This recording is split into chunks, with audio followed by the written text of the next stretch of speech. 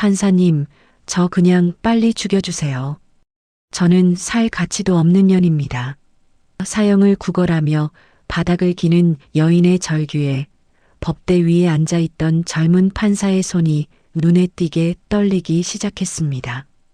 그녀는 30년 전 자식을 살리기 위해 스스로 살인 누명을 쓰고 어둠 속에 갇혔던 여인이었습니다. 하지만 아들은 꿈에도 몰랐습니다. 자신이 입은 화려한 법복이 엄마의 피눈물로 지어진 것임을. 정신 차리세요. 당신이 죽으면 진실은 누가 밝히란 말입니까? 법대를 뛰어내려가 죄수의 몸을 붙잡고 오열하는 판사의 모습에 법정은 순식간에 아수라장이 되었습니다. 사형수를 심판해야 하는 아들과 아들을 위해 사형수가 된 엄마. 두 사람을 비극으로 몰아넣은 30년 전의 잔혹한 비밀은 과연 무엇일까요? 오늘의 사연 시작합니다. 챕터 1 운명의 법정. 서늘한 정적이 감도는 대법정 안으로 죄수 번호 7번을 가슴에 단 김복순이 위태롭게 걸어 들어옵니다. 김복순은 수갑을 찬 두 손을 떨며 피고인석에 앉아 고개를 푹 숙입니다. 재판장석에 앉은 강하준 판사는 무거운 표정으로 서류를 정리하며 피고인을 내려다봅니다. 강하준이 안경을 고쳤으며 차가운 목소리로 말했습니다. 피고인 김복순, 고개 들고 재판장 확인하세요. 들립니까? 김복순이 느릿하게 고개를 들었으나 강하준과 눈을 맞추지 못한 채 허공을 응시했습니다.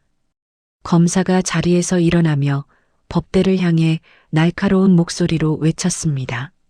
재판장님, 이 피고인은 인간도 아닙니다. 30년 전 제 자식을 죽인 것도 모자라 최근 발생한 연쇄살인 사건의 유력한 용의자입니다. 여기 그 증거물을 봐주십시오. 검사가 증거물함에서 핏자국이 선명하게 남은 하늘색 베네저고리 조각을 꺼내 보였습니다. 강하준이 그 천 조각을 본 순간 들고 있던 만년필을 바닥에 떨어뜨렸습니다. 강하준의 눈동자가 심하게 흔들리며 입술이 파르르 떨리기 시작했습니다. 강하준이 책상을 짚고 간신히 몸을 일으키며 거친 숨을 내뱉었습니다. 잠시 휴정을 선언합니다. 재판은 1시간 뒤에 재개하겠습니다. 강하준이 법복 자락을 휘날리며 황급히 법정 밖으로 뛰어나갔습니다. 판사 대기실 문을 걸어 잠근 강하준이 벽에 기대어 주저앉으며 소리 죽여 오열했습니다. 강하준이 제 가슴을 쾅쾅 치며 통곡했습니다. 아이고, 이게 무슨 운명의 장난이야. 설마 저 사람이 저 살인범 소리를 듣는 여자가 나를 버린 내 엄마라고? 말도 안 돼. 이건 꿈이야. 한편 피고인 대기실로 돌아온 김복순은 벽에 머리를 기대며 눈물을 흘렸습니다. 옆에 서 있던 교도관이 김복순의 어깨를 거칠게 밀치며 퉁명스럽게 말했습니다. 야, 김복순, 무슨 생각을 그렇게 넋 놓고 해? 이제 곧 사형 선고 떨어질 텐데 줄 잘 서라고. 김복순이 수갑찬 손을 파르르 떨며 갈라진 목소리로 대답했습니다. 선생님, 저 판사님 눈매 좀 보세요. 어쩌면 저렇게 내 아들 눈이랑 똑같을까. 살아있다면 딱 저만한 나이일 텐데 가슴이 미어져서 못 보겠어요. 교도관이 콧방귀를 뀌며 김복순을 비웃었습니다. 아이고, 웃기고 있네. 당신 같은 살인범한테 판사 아들이 어디 있어? 걔가 웃겠네. 헛소리 말고 정신이나 차려. 김복순이 수갑을 찬 손으로 얼굴을 감싸주며 바닥으로 무너져 내렸습니다. 김복순이 바닥을 긁으며 서럽게 속삭였습니다. 안 돼, 절대로 안 돼. 우리 하준이, 우리 귀한 아들 인생에 나 같은 년이 엄마라는 걸 절대로 알게 하면 안 돼. 차라리 내가 여기서 죽어나가야지. 1시간이 지나고 다시 재판이 시작되자 강하준은 붉게 충혈된 눈으로 법대에 앉았습니다. 강하준이 서류를 넘기는 손을 떨며 피고인 김복순을 뚫어지게 쳐다봤습니다. 김복순은 여전히 바닥만 보며 작은 목소리로 중얼거렸습니다. 김복순이 체념한 듯 판사석을 향해 빌었습니다. 판사님, 저 그냥 빨리 죽여주세요. 저는 살 가치도 없는 년입니다. 제발 사형 선고 좀 내려주세요. 강하준이 책상을 세차게 내리치며 김복순을 향해 소리쳤습니다. 피고인, 지금 제정신입니까? 법정이 장난이에요? 살고 싶지 않다는 말이 그렇게 쉽게 나옵니까? 김복순이 고개를 들어 강하준의 눈을 잠시 바라보다가 다시 고개를 숙였습니다. 김복순이 눈물을 훔치며 대답했습니다. 제 아들만 어디선가 잘 살고 있다면 저는 더 바랄 게 없습니다. 판사님, 저는 죄인입니다. 그냥 벌을 주세요. 검사가 비웃는 표정으로 김복순을 가리키며 배심원들을 향해 말했습니다. 여러분, 보십시오. 저 여우 같은 짓을 좀 보세요. 지금 모성애를 팔아서 여러분의 마음을 흔들려는 겁니다. 저 베넷 저고리가 그 증거 아닙니까? 강하준은 검사가 든 베넷 저고리 조각을 보며 심장이 찢어지는 듯한 통증을 느꼈습니다. 강하준이 떨리는 목소리로 검사에게 질문을 던졌습니다. 강하준이 검사를 매섭게 노려보며 물었습니다. 검사, 저 증거물 정말 피고인의 소지품이 확실합니까? 한치의 오차도 없느냐고 묻고 있습니다. 검사가 확신에 찬 얼굴로 고개를 끄덕이며 대답했습니다. 그럼요. 체포될 때 피고인이 품속에 소중하게 감추고 있던 유일한 물건입니다. 아주 집착이 대단하더군요. 김복순이 갑자기 각혈을 하며 법정 바닥에 쓰러지자 법정 안은 순식간에 아수라장이 되었습니다. 강하준이 법대 아래로 뛰어내려가 김복순의 상체를 받쳐들며 외쳤습니다. 강하준이 김복순의 뺨을 두드리며 울부짖었습니다. 정신 차려요. 김복순 씨, 내 말 들려요? 눈 좀 떠보라고요, 제발. 김복순이 희미하게 눈을 뜨고 강하준의 얼굴을 만지려다 손을 멈췄습니다. 김복순이 피 섞인 침을 뱉어내며 간신히 말했습니다. 판사님, 당신은 귀한 분이야. 나 같은 년 때문에 손 더럽히지 마요. 그냥 나를 잊으세요. 구급대원들이 법정으로 들이닥쳐 김복순을 들것에 실었습니다. 강하준은 멀어져가는 들것을 보며 법정 한복판에 멍하니 서 있었습니다. 강하준이 멀어지는 들것을 향해 마음속으로 절규했습니다. 엄마, 왜 이제 나타난 거야? 왜 하필 이런 죄인으로 내 앞에 나타난 거냐고. 강하준의 통곡 소리가 텅 빈 법원 복도를 따라 길게 울려 퍼지며 서글픈 운명의 시작을 알렸습니다. 챕터 2가면 뒤의 진실. 강하준은 병원 복도 의자에 앉아 초조하게 수술실 불빛을 응시했습니다. 등 뒤에서 구두 소리가 들리더니 양부 강대호가 경호원들을 대동하고 나타났습니다. 강대호가 차가운 눈빛으로 강하준을 내려다보며 말했습니다. 하준아, 판사가 사형수 뒤를 쫓아 병원까지 오다니 이게 무슨 망신이냐? 강하준이 자리에서 일어나 강대호를 쏘아보며 대답했습니다. 아버지, 30년 전 김복순 씨 사건에 대해 어디까지 알고 계십니까? 강대호가 눈매를 가늘게 뜨며 강하준의 어깨를 강하게 쥐었습니다. 죽어가는 여자한테 정신 팔리지 마라. 그 여자는 세상을 어지럽힌 살인마일 뿐이다. 강하준은 강대호의 손을 거칠게 뿌리치며 소리쳤습니다. 아버지 서재에서 봤습니다. 김복순 씨가 제 입양 동의서에 지장을 찍던 그 서류 말입니다. 강대호가 껄껄 웃으며 비서에게 손짓을 하자 비서가 서류 가방을 열었습니다.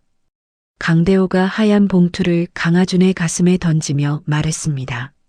내 엄마가 어떤 여자인지 똑똑히 봐라. 돈 때문에 자식을 팔아넘긴 여자다. 강하준이 봉투 속 사진들을 확인하다가 바닥에 떨어뜨리며 뒷걸음질 쳤습니다. 사진 속에는 젊은 시절의 김복순이 피 묻은 칼을 들고 겁에 질려 있는 모습이 담겨 있었습니다. 강하준이 머리를 감싸쥐며 괴로운 듯 외쳤습니다. 아니야. 그럴 리가 없어. 우리 엄마가 사람을 죽였을 리가 없다고. 강대호가 강하준의 귓가에 얼굴을 바짝 들이밀고 낮게 의조렸습니다. 그 여자를 살리고 싶으냐? 그럼 재판에서 손 떼고 조용히 판사 노릇이나 해라. 강대호가 떠난 뒤 강하준은 정신없이 김복순의 병실로 뛰어들어갔습니다. 산소호흡기를 쓴 김복순이 눈을 뜨고 강하준을 발견하자 손을 내밀었습니다. 김복순이 마스크 너머로 쉰 목소리를 내며 말했습니다. 하준아, 너는 여기 오면 안 된다. 저 무서운 사람 말을 들어야 해. 강하준이 김복순의 손을 잡고 침대 곁으로 몸을 숙이며 물었습니다. 엄마, 사실대로 말해줘요. 아버지가 시킨 거죠? 아버지가 누명을 씌운 거잖아요. 김복순이 고개를 가로저으며 강하준의 손을 밀어냈습니다. 아니야, 내가 죽였다. 내가 나쁜 엄마라서 그런 거야. 제발 나를 잊어라. 강하준은 엄마의 눈동자가 공포로 떨리고 있는 것을 놓치지 않았습니다. 강하준이 눈물을 닦으며 병실 문을 박차고 나와 강대호의 비서를 붙잡았습니다. 비서님, 30년 전 우리 집 운전기사였던 최 씨 어디 있습니까? 그 사람 죽은 거 맞아요? 비서가 당황하며 강하준의 손을 떼어내려 애쓰며 말했습니다. 강 판사님, 이러지 마십시오. 회장님이 아시면 큰일 납니다. 강하준이 비서의 멱살을 잡고 벽으로 밀어붙이며 고함을 질렀습니다. 내 엄마가 죽어가고 있어. 진실을 말하지 않으면 당신도 공범으로 쳐넣을 거야. 비서가 주변을 살피더니 강하준의 귀에 대고 다급하게 속삭였습니다. 최 씨는 죽지 않았습니다. 강 회장님이 정신병원에 가둬버렸어요. 강하준은 비서가 건네준 메모지를 들고 곧바로 병원을 빠져나갔습니다. 빗길을 뚫고 도착한 외곽의 정신병원 앞에서 강하준은 숨을 몰아쉬었습니다. 강하준이 병원 관계자에게 신분증을 내보이며 단호하게 말했습니다. 서울중앙지법 강하준 판사입니다. 긴급 수색영장 집행하러 왔으니 문 여세요. 병실 구석에 쇠사슬로 묶여있던 최 씨가 강하준을 보고 뒷걸음질 쳤습니다. 강하준이 최 씨 앞에 무릎을 꿇고 애절하게 부탁했습니다. 최 아저씨, 저 하준이에요. 강대호 회장 집에서 자란 하준이라고요. 최 씨가 강하준의 얼굴을 유심히 살피더니 갑자기 오열하며 대답했습니다. 하준아, 내 엄마 복순이가 너 살리려고 강 회장 대신 감옥에 간 거야. 최 씨가 바들바들 떨리는 손으로 침대 밑에서 낡은 카세트 테이프를 꺼냈습니다. 이게 증거다. 강 회장이 내 엄마 협박해서 자백하게 만든 녹음기야. 강하준이 테이프를 가슴에 품고 병원을 나서려 할 때 검은 차들이 입구를 막아섰습니다. 차에서 내린 강대호가 지팡이를 짚으며 하준을 향해 다가왔습니다. 강대호가 하준의 뺨을 세차게 때리며 서늘하게 말했습니다. 키워준 은혜도 모르는 짐승 같은 놈. 그 테이프 당장 내놔라. 강하준이 입가에 흐르는 피를 닦으며 강대호를 노려보았습니다. 이제 당신을 아버지라고 부르지 않겠습니다. 법의 이름으로 당신을 심판할 겁니다. 강하준이 테이프를 움켜쥐고 빗속으로 달려가자 강대호의 부하들이 뒤를 쫓았습니다. 강하준은 엄마의 절규가 담긴 테이프를 지키기 위해 어두운 산길로 몸을 던졌습니다. 멀리서 들려오는 사이렌 소리와 엄마의 환청이 하준의 귓가를 맴돌았습니다. 하준은 진실을 밝히기 전까지는 절대로 쓰러질 수 없다고 다짐하며 달리고 또 달렸습니다. 저 멀리 절벽 끝에서 강대호의 부하들이 하준을 포위하며 다가왔습니다. 하준이 벼랑 끝에 서서 테이프를 높이 치켜들며 마지막 외침을 내뱉었습니다. 진실은 절대로 가릴 수 없어. 당신은 끝났어. 하준의 눈앞으로 눈부신 헤드라이트 불빛이 쏟아지며 거대한 충돌음이 울려 퍼졌습니다. 하준은 정신을 잃어가면서도 품 안의 테이프를 놓지 않으려 안간힘을 썼습니다. 엄마의 베넷 저고리 조각이 빗물에 젖어 하준의 주머니 밖으로 빠져나왔습니다. 그 조각은 마치 엄마의 손길처럼 하준의 손등을 부드럽게 덮어주었습니다. 챕터 3 어둠 속의 조력자. 어둠 속에서 번뜩이는 불빛과 함께 경찰차들이 산길을 포위하며 올라왔습니다. 강대호의 부하들이 당황하며 흩어지는 사이 하준은 진흙탕 바닥을 기며 품 안의 테이프를 확인했습니다. 멀리서 누군가 하준의 어깨를 잡아 일으키며 다급한 목소리로 물었습니다. 강 판사님, 괜찮으신 겁니까? 정신 차리세요. 하준이 고개를 들자 빗물에 젖은 얼굴을 한 박씨가 걱정스러운 표정으로 서 있었습니다. 하준이 박씨의 옷소매를 붙잡으며 갈라진 목소리로 대답했습니다. 박 아저씨, 이 테이프를 지켜야 해요. 이게 우리 엄마를 살릴 유일한 방법입니다. 박씨가 하준을 부축해 자신의 낡은 트럭에 태우며 단호하게 말했습니다. 걱정 마세요. 제가 이 날을 얼마나 기다렸는데요. 강 회장 그 인간 밑에서 짐승처럼 살았던 세월, 이제 끝내야죠. 트럭은 빗길을 가로질러 도심 외곽의 허름한 폐건물로 향했습니다. 박 씨가 트럭 대시보드에서 낡은 카세트 플레이어를 꺼내 하준에게 건네주며 말했습니다. 여기 들어보세요. 30년 전 그날 강 회장이 당신 어머니를 어떻게 짓밟았는지 다 들어 있습니다. 플레이어에서 지지직거리는 소음과 함께 강대호의 서늘한 목소리가 흘러나왔습니다. 복순아, 내 아들 하준이 인생을 망치고 싶으냐? 네가 살인범이 되면 그 애는 내가 재벌가 자제로 키워주마. 이어지는 김복순의 처절한 비명과 울음소리에 하준은 주먹을 꽉 쥐며 바닥을 내리쳤습니다. 아니야. 안 돼. 내 아들 건드리지 마요. 차라리 나를 죽여요. 하준은 녹음기를 끄고 얼굴을 감싸 쥔 채 어깨를 들썩이며 오열했습니다. 박 아저씨, 제가 엄마의 인생을 갉아먹으며 판사가 된 거였어요. 저는 그것도 모르고 아버지를 존경하며 살았습니다.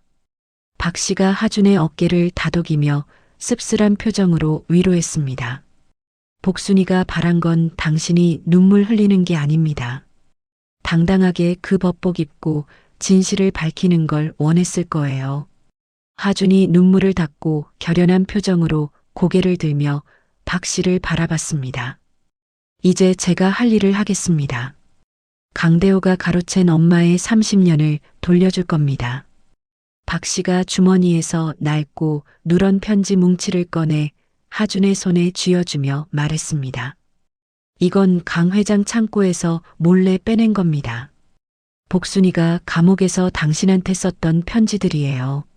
하준은 떨리는 손으로 편지 한 통을 뜯어 한 줄씩 읽어내려갔습니다.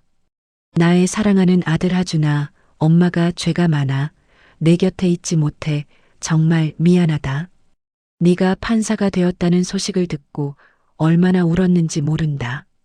편지지 곳곳에 마른 눈물 자국이 번져 있는 것을 본 하준은 가슴이 찢어지는 통증을 느꼈습니다.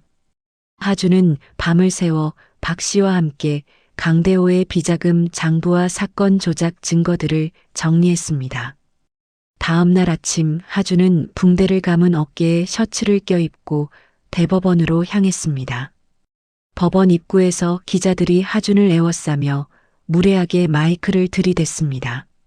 강 판사님, 사형수 피고인이 침몰하는 사실이 사실입니까? 그래서 재판을 연기하신 건가요? 하준은 기자들을 똑바로 응시하며 한자 한자 힘주어 대답했습니다. 저는 오늘 판사가 아닌 한 여인의 아들이자 진실을 밝히려는 증인으로 이 자리에 섰습니다. 하준이 법정 안으로 들어서자 동료 판사들이 수군거리는 소리가 들려왔습니다. 재판장이 하준을 엄한 눈빛으로 바라보며 법봉을 두드리고는 물었습니다. 강하준 판사, 지금 제정신입니까? 판사가 피고인의 증인석에 서다니요. 하준이 법복을 벗어 증언대 위에 올려놓으며 단호한 어조로 말했습니다.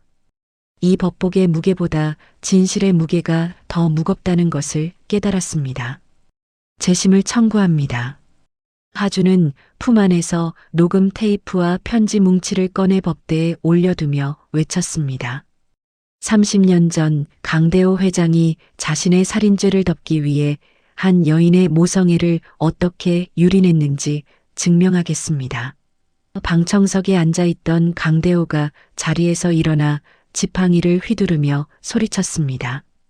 저 미친놈의 말을 믿지 마세요. 저놈은 지금 제 엄마를 살리려고 법을 우롱하고 있습니다. 하준이 강대호를 매섭게 노려보며 침을 뱉듯 대꾸했습니다. 강대호 씨, 당신이 법보다 위에 있다고 생각하던 그 오만한 시간은 이제 끝났습니다. 하준의 손에 들린 녹음기에서 강대호의 악마 같은 목소리가 법정 가득 울려 퍼졌습니다. 김복수는 병상에서 TV 화면을 통해 아들의 외침을 들으며 마스크 너머로 미소를 지었습니다. 하준아, 고맙다. 우리 아들이 드디어 엄마의 억울함을 풀어주는구나. 김복순의 눈에서 굵은 눈물방울이 베개 위로 툭툭 떨어지며 번져나갔습니다. 하준은 증인석에 서서 엄마를 향해 마음속으로 수천 번이고 사랑한다는 말을 되뇌었습니다. 법정의 모든 시선이 하준의 눈동자에 맺힌 진실을 향해 쏠리기 시작했습니다. 하준은 이제 어둠 속에서 조용히 때를 기다리던 조력자들과 함께 거대한 반격을 시작할 준비를 마쳤습니다. 챕터 4 정의의 승리와 찬란한 순간. 재심 법정 안은 숨소리조차 들리지 않을 만큼 팽팽한 긴장감이 감돌았습니다. 재판장이 서류를 정리하며 엄숙한 표정으로 피고인 김복순과 증인석의 강하준을 번갈아 보았습니다. 재판장이 법봉을 3번 두드리고는 힘있는 목소리로 판결을 내렸습니다. 본 재판부는 새로운 증거와 증언을 종합한 결과 피고인 김복순의 살인 혐의에 대해 무죄를 선고합니다. 방청석에서 짧은 탄성이 터져나왔고 강하준은 그대로 주저앉아 바닥을 짚고 어깨를 떨었습니다.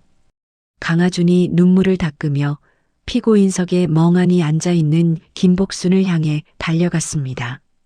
엄마, 이제 됐어요. 이제 아무도 엄마를 죄인이라고 부르지 못해요. 김복순은 아들의 손을 잡고 믿기지 않는다는 듯 뺨을 타고 흐르는 눈물을 닦아냈습니다. 하준아, 이게 꿈은 아니지?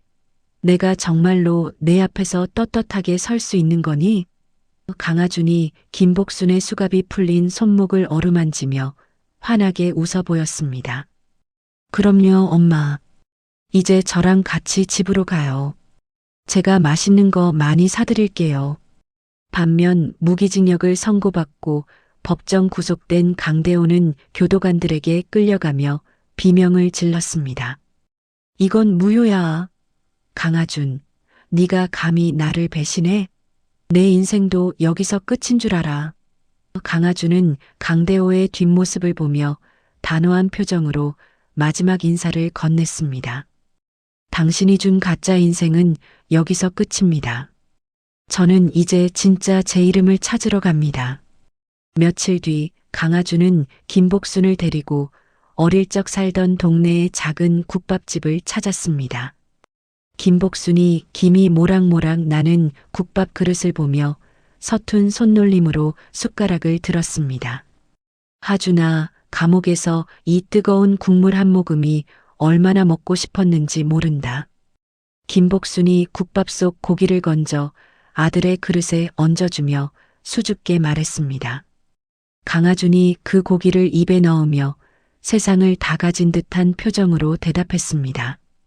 엄마가 주니까 진짜 맛있네요. 우리 앞으로는 매일 이렇게 맛있는 거 먹으면서 살아요.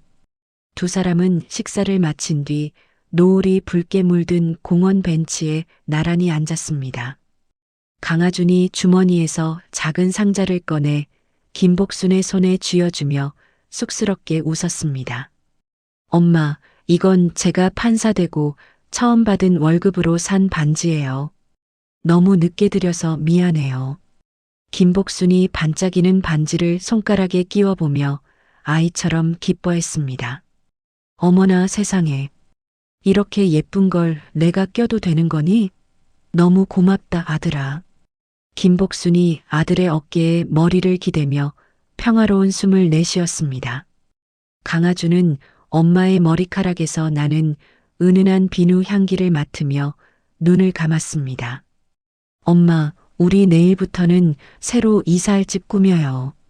엄마가 좋아하는 꽃도 마당에 가득 심어줄게요. 김복순이 아들의 손을 꼭 잡으며 행복에 젖은 목소리로 화답했습니다. 그래, 하준아. 네가 옆에 있으니까 이제 세상에 무서울 게 하나도 없구나. 하지만 평화로운 순간도 잠시 김복순이 갑자기 가슴을 부여잡으며 거친 기침을 내뱉었습니다. 김복순의 입가에서 붉은 피가 국밥집에서 싸온 검은 봉투 위로 툭툭 떨어졌습니다. 강하준이 쏘스라치게 놀라며 김복순의 어깨를 붙잡고 외쳤습니다. 엄마, 왜 그래요?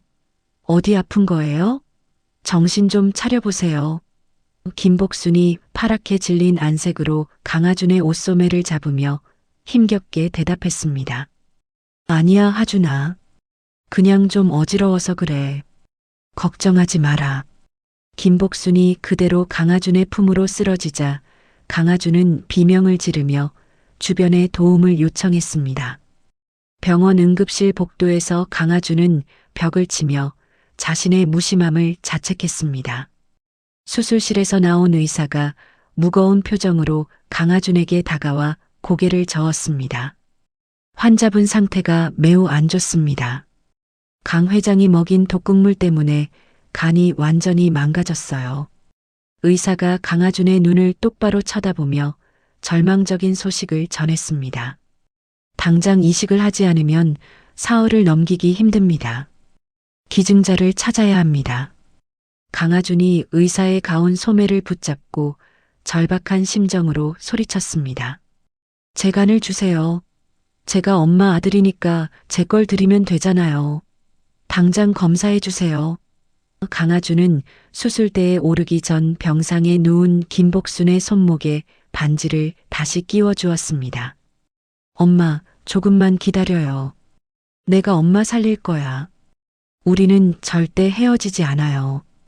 강하준의 뜨거운 눈물이 김복순의 손등 위로 떨어지며 찬란했던 평화는 다시 위기로 변해갔습니다. 그는 이제 엄마를 지키기 위해 자신의 생명까지 내놓을 마지막 전투를 준비하고 있었습니다. 챕터 5 두 번째 위기. 강하준은 환자복으로 갈아입은 채 중환자실 유리창 너머로 창백하게 질린 김복순을 바라보았습니다. 김복순은 각종 의료장치에 몸을 맡긴 채 가느다란 숨을 몰아쉬며 깊은 잠에 빠져 있었습니다. 담당 의사가 차트를 넘기며 강하준의 곁으로 다가와 낮은 목소리로 말했습니다. 강 판사님, 본인의 몸도 온전치 않은데 정말 기증하시겠습니까? 수술 후유증이 클 수도 있습니다. 강하준이 유리창에 손을 얹으며 단호한 표정으로 대답했습니다. 제 몸은 상관없습니다. 엄마가 30년을 지옥에서 보냈는데 고작 제 간 일부를 떼어주는 게 무슨 대수겠습니까? 의사가 고개를 끄덕이며 수술 준비를 위해 자리를 뜨자 복도 끝에서 구두 소리가 요란하게 들려왔습니다. 강대호 회장의 변호인단과 검은 양복을 입은 사내들이 강하준을 에워싸며 앞을 막아섰습니다. 앞에 선 변호사가 비열한 미소를 지으며 서류 한 장을 강하준 앞에 들이밀었습니다. 강 판사님, 지금 수술실에 들어갈 때가 아닙니다. 강대호 회장님께서 당신을 증거 조작 혐의로 고발하셨습니다. 강하준이 변호사의 손목을 거칠게 낚아채며 서늘한 눈빛으로 쏘아보았습니다. 강대호가 아직도 정신을 못 차렸나 보군요. 감옥에서도 이런 짓을 꾸미다니 정말 끈질깁니다. 변호사가 서류를 흔들며 하준의 가슴을 손가락으로 쿡쿡 찌르며 대꾸했습니다. 법원윤리위원회에서 이미 직무정지 명령이 내려졌습니다. 당신은 이제 판사가 아니라 범죄 피의자입니다. 강하준이 변호사의 손가락을 꺾으며 벽으로 밀어붙이고는 짐승 같은 포효를 내뱉었습니다. 내 엄마가 죽어가고 있어. 당신들 한 번만 더 내 눈앞에 나타나면 그땐 법이 아니라 내 손에 죽을 줄 알아. 사내들이 주춤하며 뒤로 물러나는 사이 하준의 휴대폰으로 모르는 번호의 메시지가 도착했습니다. 엄마를 살리고 싶다면 지금 당장 강대호 회장의 재심에서 유리한 증언을 하겠다고 약속해라. 하준은 휴대폰을 꽉 쥐어 액정에 금이 가게 만들며 부들부들 떨리는 입술을 깨물었습니다. 중환자실 안에서 비프음이 날카롭게 울리자 간호사들이 급하게 뛰어들어가는 모습이 보였습니다. 하준이 유리창을 두드리며 간호사를 향해 절박하게 소리쳤습니다. 무슨 일이에요? 우리 엄마 어떻게 된 겁니까? 대답 좀 해봐요. 간호사가 급하게 심폐소생기를 준비하며 하준을 향해 짧게 외쳤습니다. 환자분 쇼크 왔습니다. 보호자분은 뒤로 물러나세요. 하준은 바닥에 주저앉아 머리를 감싸쥐며 신을 향해 처절하게 빌고 또 빌었습니다. 제발, 제발 한 번만 도와주세요. 우리 엄마 이대로 보낼 수는 없습니다. 제 목숨을 대신 가져가세요. 이때 강대호의 비서가 다시 다가와 하준의 귀에 대고 잔인하게 속삭였습니다. 시간이 없습니다. 회장님 제안 거절하면 저 병실 전원 확 내려버릴 수도 있다는 거 아시죠? 하준이 번들거리는 눈으로 비서를 노려보며 천천히 몸을 일으켜 세웠습니다. 강대호한테 전해라. 내가 기꺼이 지옥으로 가줄 테니 그 대가로 엄마 수술은 건드리지 말라고. 하준은 비서에게 거짓 약속을 담은 문자를 전송한 뒤 곧바로 자신의 동료인 형사에게 전화를 걸었습니다. 김 형사님, 지금 당장 병원으로 와주세요. 강대호의 마지막 범죄 증거를 잡을 기회입니다. 하준은 엄마를 살리기 위해 자신의 명예와 직업을 도구로 삼아 마지막 도박을 시작했습니다. 병원 복도 곳곳에 강대호가 보낸 킬러들이 숨어든 것을 감지한 하준은 날카로운 메스를 챙겨 품에 넣었습니다. 의사가 다시 나타나 수술실 입시를 재촉하자 하준은 비장한 각오로 수술대 위에 누웠습니다. 엄마, 조금만 참아요. 내가 다 해결하고 엄마 곁으로 갈게요. 사랑해요. 하준의 눈에서 떨어진 눈물 한 방울이 베개를 적시는 순간 마취제가 몸속으로 퍼져나갔습니다. 병원 밖에서는 거센 폭풍우가 몰아치며 하준과 복순의 가혹한 운명을 예고하듯 창문을 두드렸습니다. 하준은 의식을 잃어가면서도 품 안의 베네쩌고리 조각을 쥔 손에 힘을 주며 버텼습니다. 이제 법전이 아닌 생명을 건 아들의 마지막 판결이 차가운 수술실 조명 아래서 시작되었습니다. 챕터 6 해소와 희생의 길. 하준은 차가운 수술대 위에서 천장에 눈부신 조명을 응시하며 거친 숨을 몰아쉬었습니다. 옆 침대에 누운 복순이 마취 기운에 가수면 상태로 하준의 손을 더듬거렸습니다. 하준이 복순의 앙상한 손을 꽉 잡으며 젖은 목소리로 속삭였습니다. 엄마, 내 몸의 일부가 엄마한테 가는 거니까 이제 우리는 진짜 하나예요. 겁내지 마세요. 복순이 감긴 눈에서 눈물을 흘리며 입술을 달싹였습니다. 하준아, 고맙다. 못난 엄마 살리겠다고 네가 너무 고생하는구나. 사랑한다. 내 아들아. 수술실 문이 닫히고 집도이가 하준에게 마치 마스크를 씌우며 나직하게 말했습니다. 강 판사님, 이제 눈을 감으세요. 어머니는 저희가 반드시 살려내겠습니다. 하준이 의식을 잃어가는 찰나 병원 복도에서는 김 형사와 강대호 부하들 사이에 격렬한 몸싸움이 벌어졌습니다. 강대호의 비서가 수술실 전원 차단기를 내리려다 김 형사의 강력한 발차기에 뒤로 나자빠졌습니다. 김 형사가 비서의 손목에 수갑을 채우며 분노 섞인 목소리로 외쳤습니다. 강대호가 시켰지? 너희는 이제 끝이야. 살인 교사 혐의로 전원 체포한다. 10시간이 넘는 대수술 끝에 하준의 간 일부가 복순의 몸속으로 성공적으로 자리를 잡았습니다. 회복실로 옮겨진 하준은 통증 때문에 신음을 내뱉으면서도 옆 침대의 복순부터 찾았습니다. 선생님, 우리 엄마는 어떻게 됐나요? 수술 잘 끝난 거 맞죠? 의사가 하준의 어깨를 다독이며 안심시키듯 미소를 지어 보였습니다. 기적입니다. 거부 반응도 없고 어머니 수치도 아주 안정적이에요. 하준 씨 덕분입니다.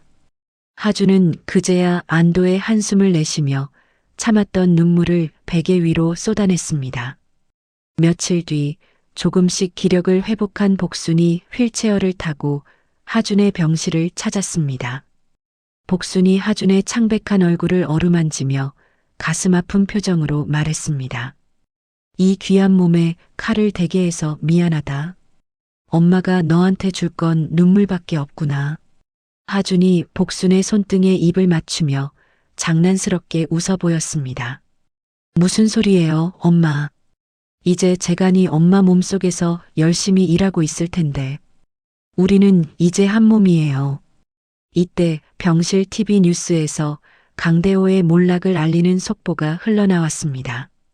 강대호가 옥중에서 저지른 추가 범죄와 뇌물 리스트가 하준의 폭로로 세상에 드러난 것입니다. 하준이 TV 화면을 가리키며 복순에게 단호한 목소리로 말했습니다. 엄마, 이제 정말 끝났어요. 저 인간은 다시는 빛을 보지 못할 거예요. 우리가 이겼어요. 복순이 TV 속 강대호의 비참한 모습을 보더니 고개를 저으며 나직하게 대답했습니다. 그래, 하준아. 미움도 원망도 저 화면이랑 같이 다 태워버리자. 이제는 우리만 생각하자.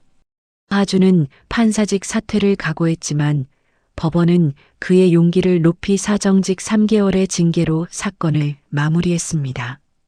퇴원하는 날 하준은 복순을 정성껏 부축해 미리 준비한 시골의 작은 집으로 향했습니다. 마당에 흐드러지게 핀 꽃들을 본 복순이 아이처럼 손뼉을 치며 기뻐했습니다. 세상에, 하준아, 여기 꽃 좀 봐라. 내가 꿈에서만 그리던 집이 여기 있구나.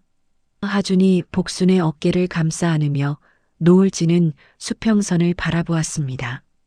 엄마, 여기서 저랑 오래오래 살아요. 제가 매일 아침 맛있는 밥 해드릴게요. 복순이 하준의 품에 머리를 기대며 평온한 숨을 내쉬었습니다. 그래, 아들아. 이제는 눈물 닦고 웃으면서만 살자. 고맙다, 정말 고맙다. 하준은 엄마의 온기를 느끼며 법전의 정의보다 더 소중한 생명의 소중함을 다시금 깨달았습니다. 모든 시련을 이겨낸 모자의 뒷모습 위로 따스한 달빛이 축복처럼 내려앉았습니다. 챕터 7 결말 및 에필로그. 시골집 마당에는 어느새 따스한 봄볕이 내려앉아 흐드러지게 핀 목련 꽃잎을 비추고 있었습니다. 복순은 아침 일찍부터 앞치마를 두르고 텃밭에서 갓 뜯어온 상추와 쑥갓을 소쿠리에 담았습니다. 하준이 툇마루에 앉아 운동화 끈을 묶으며 엄마의 뒷모습을 보고 흐뭇하게 웃었습니다. 하준이 신발을 고쳐 신으며 마당을 향해 크게 소리쳤습니다. 엄마, 몸도 다 안 나았는데 아침부터 무슨 일을 그렇게 해? 그러다 또 허리 끊어진다고 아이고 소리하려고 그래. 제발 좀 쉬어. 복순이 흙 묻은 손을 옷에 쓱쓱 닦으며 아들을 향해 밝게 손을 흔들었습니다. 복순이 환하게 웃으며 대답했습니다. 아이고, 우리 판사님 잔소리는 여전하시네. 야, 하준아. 흙 만지고 사니까 오히려 몸이 가벼워져서 그래. 얼른 와서 밥이나 먹어. 오늘 국이 아주 잘 됐어. 식탁 위에는 김이 모락모락 나는 흰 쌀밥과 복순이 직접 끓인 구수한 된장찌개가 놓여 있었습니다. 하주는 찌개 한 숟가락을 입에 넣고는 세상을 다 가진 듯한 표정으로 고개를 끄덕였습니다. 하준이 뜨거운 국물을 삼키며 감탄하듯 말했습니다. 캬, 역시 우리 엄마 손맛은 귀신도 울고 가겠네. 법원 식당 밥은 종이장 씹는 맛인데 이건 진짜 보약이야 보약. 복순이 아들의 그릇에 조기살을 두툼하게 발라 얹어주며 다정하게 대답했습니다. 복순이 흐뭇한 눈길로 아들을 바라보며 말했습니다. 많이 먹어라, 내 강아지. 너 많이 먹고 든든해야 우리처럼 힘없고 억울한 사람들 눈물도 닦아주지. 안 그래? 판사님 배가 든든해야 판결도 똑바로 나오는 법이야. 하주는 식사를 마친 뒤 거실 한복판에 걸린 액자를 물끄러미 바라보았습니다. 액자 안에는 30년 만에 되찾은 하늘색 베네저고리 두 조각이 하나로 합쳐진 채 영롱하게 빛나고 있었습니다.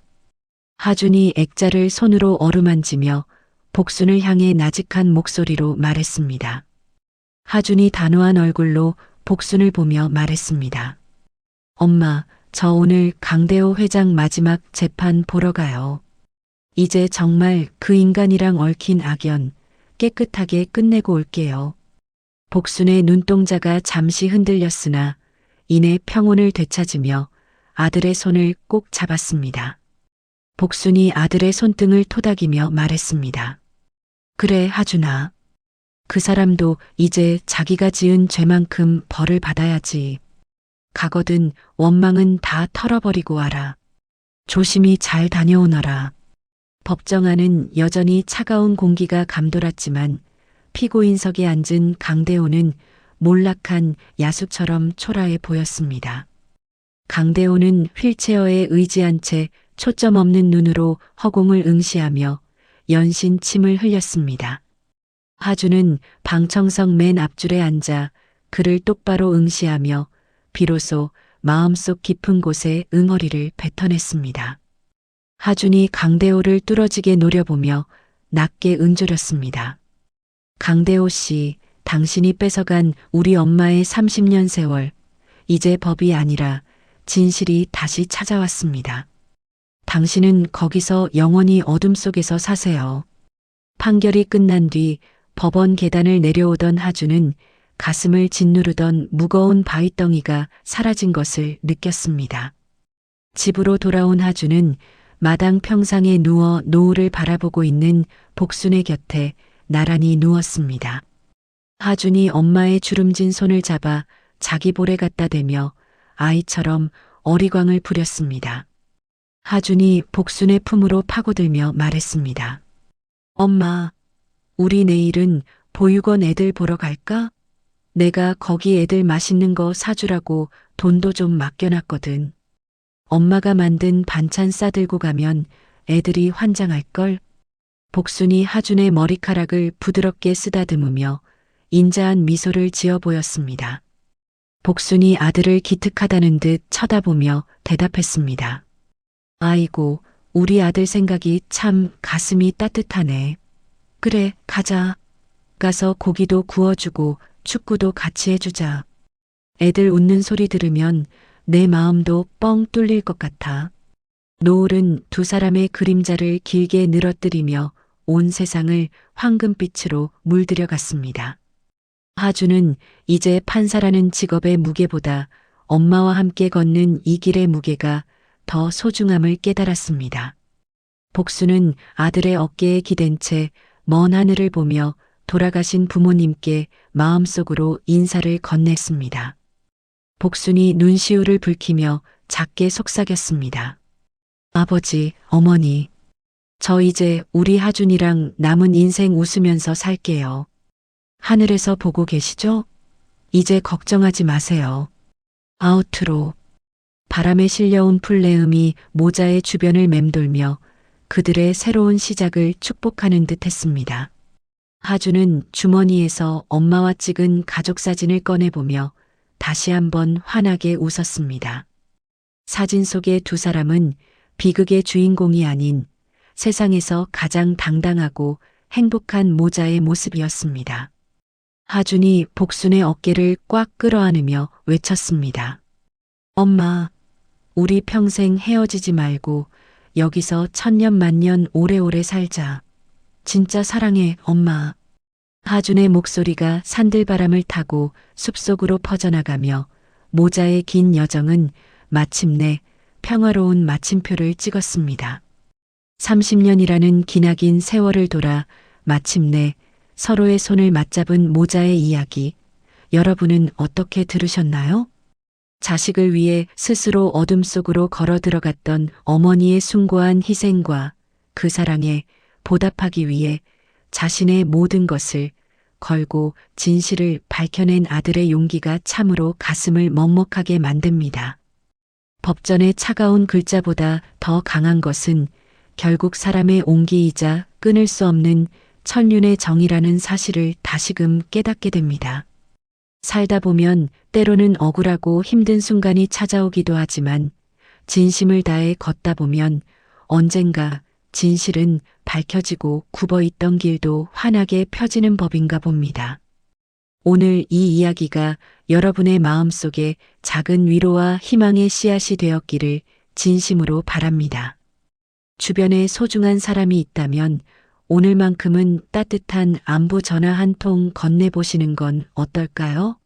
여러분의 가정에도 늘 봄볕 같은 평화와 행복이 가득하시길 기원하겠습니다.